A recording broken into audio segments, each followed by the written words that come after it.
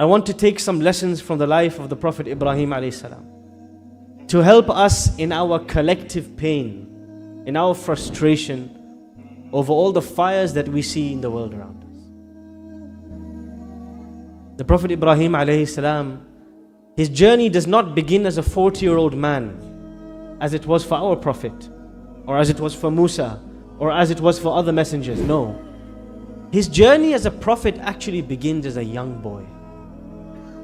The day in which he crushes the idols in his city, and they come and they discover what's most dear to them, their idols, their way of life, their ideology, shattered on the ground. قالوا سمعنا فتى يذكرهم يقال له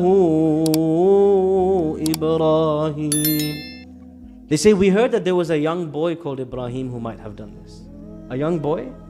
A young boy with that kind of confidence? A young boy with that kind of clarity? A young boy with that kind of conviction? Who is this young boy? Oh, it is none other than Ibrahim. Desperate times call for the young to step up.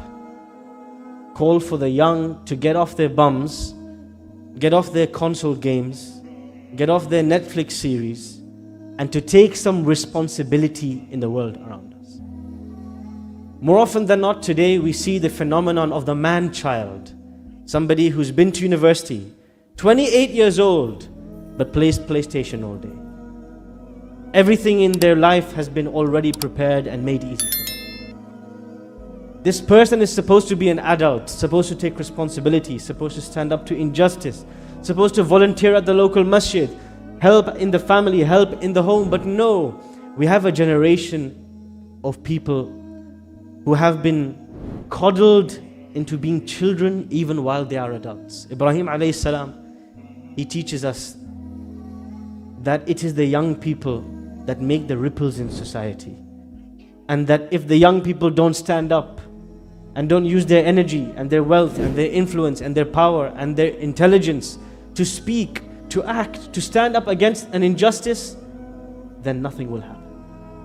Ibrahim alayhi salam not only crushes the idols, he also explains to his people.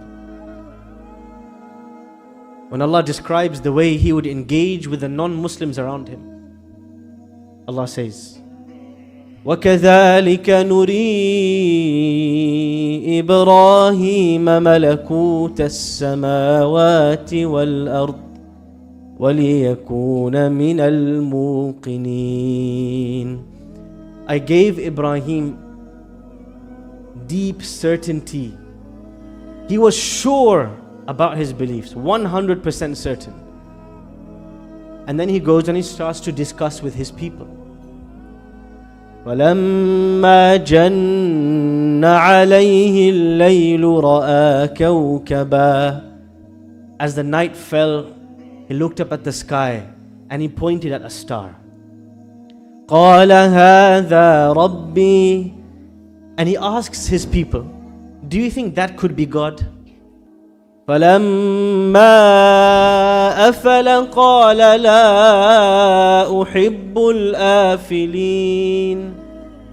But when the day set in, that star disappeared. And he said to his people, guys, do you think God can disappear and appear? He starts to ask them questions. He starts to make them think. He starts to question their assumptions. He doesn't go straight for crushing the idols. He begins with the dialogue, with the discussion. And he opens their mind to the idea that they might be wrong. This is the young man who teaches us that if the young people in any given society do not have certainty, do not have clarity, do not have confidence, then you can say bye-bye to that society and their values.